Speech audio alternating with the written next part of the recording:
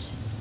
Well, I'll tell you, very excited about the outcomes of the summit. First, the presidential initiative, $424.4 million to support democratic actors, defend journalists, an initiative against corruption around the world, and just a series of commitments from a lot of leaders.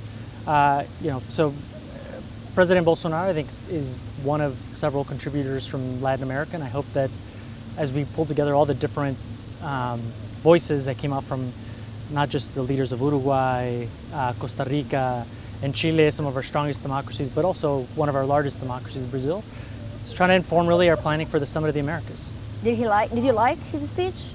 Well, I mean, I think the question about having, an open debate on social media, I think is important. I think it's also important to keep in mind that we want to make sure that when people are speaking on social media or in the press, that they're actually speaking based on facts and not, we want to make sure that we're countering disinformation, which is a problem that we're seeing throughout Latin America and the Caribbean, but also here in the United States. He also mentioned there was no corruption in Brazil during his government, his administration. Is this what you're seeing from the White House? Well, look, I mean, that's, I'm not gonna second guess the president of Brazil. I'm gonna say that throughout the hemisphere, and there are problems with corruption, and it's probably one of the biggest challenges to democracy. It's an area where this administration has put a particular emphasis, and whether it's official corruption or private sector corruption, it's something that really undermines the viability of democracy. And frankly, it's particularly when we're looking to implement a fulsome response to the pandemic, we need to make sure that we're focusing on outcomes and not, and fighting against those who are lining their pockets. So one of the things we saw President Biden saying a lot here was defending the integrity of elections around the world. And you went to Brazil, and you and National Security Advisor Sullivan sent a message to President Bolsonaro about his allegations of fraud in the Brazilian election for next year. Today, in his speech, he didn't mention at all election. Was this something that President Biden would like to see, him maybe making some assurance that he would not interfere in next year's election? Well, look, I think the president is very focused also on what the United States can commit to doing to make sure that when we, host the in-person democracy summit next year, we'll be able to show that we're making steps. It's the first year that the United States has been classified as a backsliding democracy, which is, something obviously that is concerning to us, but also to immigrants that have come here inspired by kind of what the United States offers as a, bastion of democracy. And so we're very focused on the commitments here in the United States, but I think when it comes to the Western Hemisphere, we have a consensus in the hemisphere in favor of democracy. Elections are fundamental to that, and making sure that everybody can vote freely and fairly is key to that. It doesn't matter whether you're from the left or from the right. What we're seeing in Nicaragua, for example, is a devolution into a dictatorship. We need to stand up and stand with the people of Nicaragua.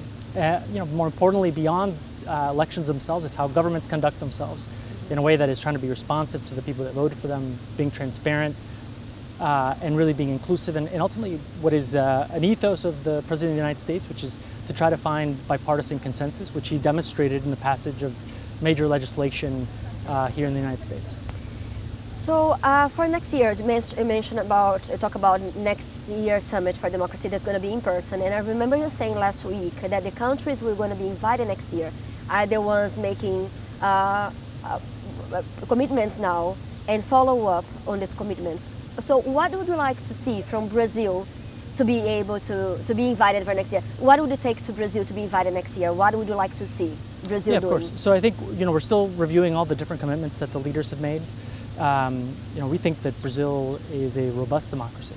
It's a vibrant democracy. It's been able to overcome a lot of challenges.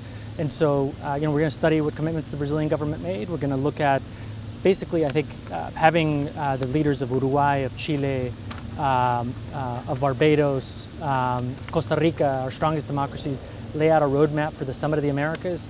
We want to try to take the outcomes of this democracy summit into our planning for the Summit of the Americas, and then in preparation for the Summit for Democracies next year.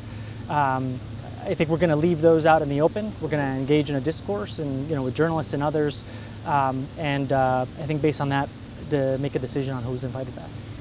this administration, you guys talk a lot about how robust the institutions are in Brazil. But today, the same International Institute for Democracy, the one that President Biden was mentioning yesterday, said that Brazil was a democracy with the largest number of declining in democracy attributes in the 2020.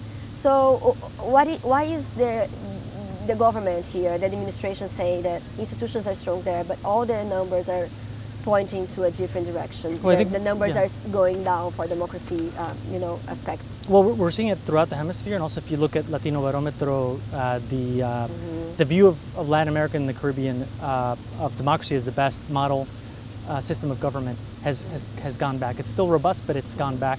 And throughout the hemisphere, I think people who were protesting before the pandemic and during the pandemic are demanding more for their governments. There have been challenges, against Brazilian democracy, before Bolsonaro, and the judicial institutions, the electoral institutions have endured.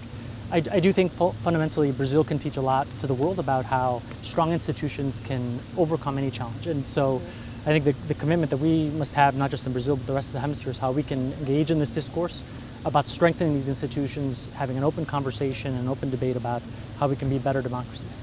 Final question. So these 2 days of summit, what do you believe that was the outcome of this summit? Do you believe the world is better now after these 2 days of discussions in terms of democracy? It's a great question. I would say that this is the beginning of something.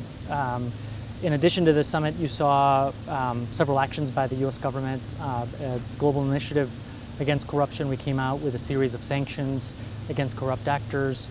I think this is the beginning of a conversation by the world's democracies to try to take steps to show that democracy can deliver at a time when authoritarian leaders are binding together and trying to advance, I think, their model of government. So I think you should ask me the same question a year from now when we get together in person to see if we've demonstrated results. You promised me an interview? If I'm here, I would love to.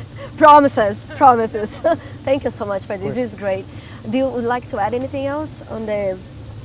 Look, I think just what I want to underscore is that, again, the Democracy Summit is a conversation, beginning of a conversation. Summit of the Americas gives us an opportunity to talk about what conversations were had today apply to us as a hemisphere. Things that, frankly, the United States must do, but other countries, to make sure that we maintain this international consensus in favor of democracy, is going to be fundamental. One more question that I just totally remember. So I saw a lot of resistance about the White House inviting Bolsonaro for this summit. I saw resistance from the civil society, some think tanks here in Washington that promote democracy, and also some politicians, some people in the Hill. Even Menendez is asking the administration not to advance partnership with Brazil because of violations of human rights, environmental law. So how do you see that? Did you see resistance, and how do you see all this pressure for this White House not to engage or advance partnerships with Brazil? Well, look, I think we welcome that debate, but there was never any question here about inviting Brazil. As the largest democracy in South America, I think if we only invited perfect democracies, then we'd be a mutual admiration society. I think we need to come together and have a debate. Not all democracies are the same. We have very different contexts. We need to be able to engage in these conversations. So a conversation on democracy without Brazil is frankly incomplete. It really doesn't matter who the leader is. We also have civil society actors, private sector actors. We need to be engaging in these debates. We can't run from them. Thank you. Awesome. Thank you. So did you have a resistance? Some people were critical of the decision.